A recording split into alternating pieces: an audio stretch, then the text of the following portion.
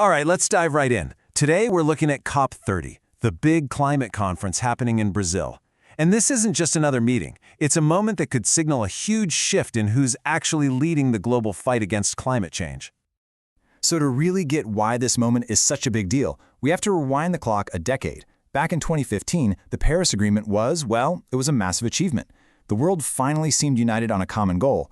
Now you fast forward 10 years to 2025, and COP30 in Brazil was supposed to be the big anniversary celebration, right? A chance to see how far we've come and to ramp things up.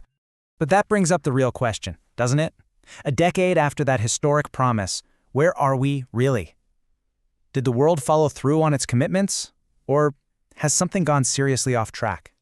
And that brings us to the situation today. The 30th Conference of Parties, that's COP30, is kicking off in Belém, Brazil. And honestly, it feels like a genuine crossroads, a moment filled with both these really high hopes for what's possible and some very serious concerns about where we are right now. This quote, it just nails the mood at the conference. Instead of a celebration, the source editorial uses this powerful phrase, a visible sense of disarray. So you have to ask, what's causing all this chaos? Well, the problem, according to the source we're looking at, boils down to a leadership vacuum.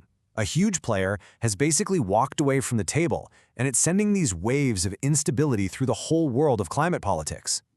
And this slide really just lays it all out.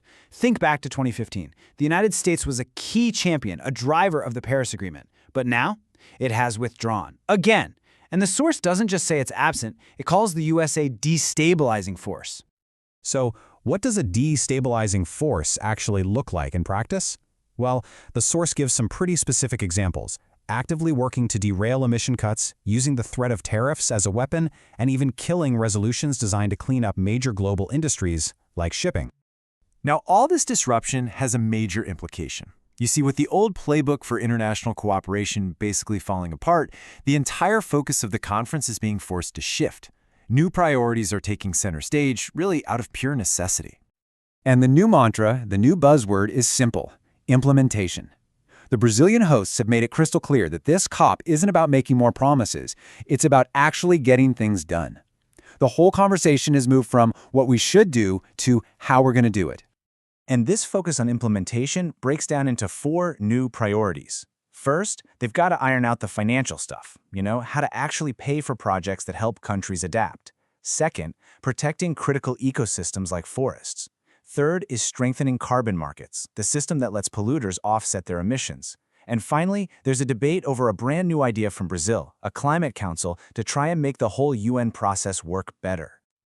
And all of this, the vacuum, the disarray, it all leads to the central argument of this editorial.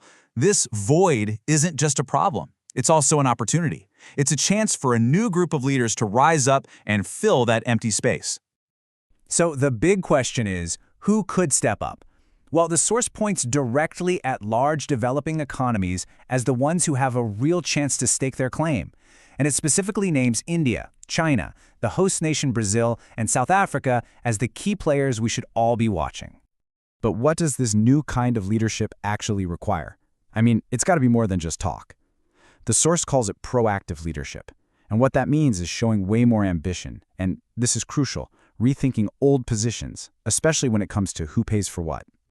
And this quote right here is really the powerful takeaway it's all been building toward. This is the core thesis. For the climate crisis to be tackled effectively, it's now up to the major developing nations to grab the wheel and take the lead.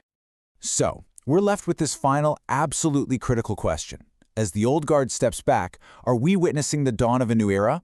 Will the 2020s go down in history as the decade when a new generation of climate leaders finally stepped up to guide the world?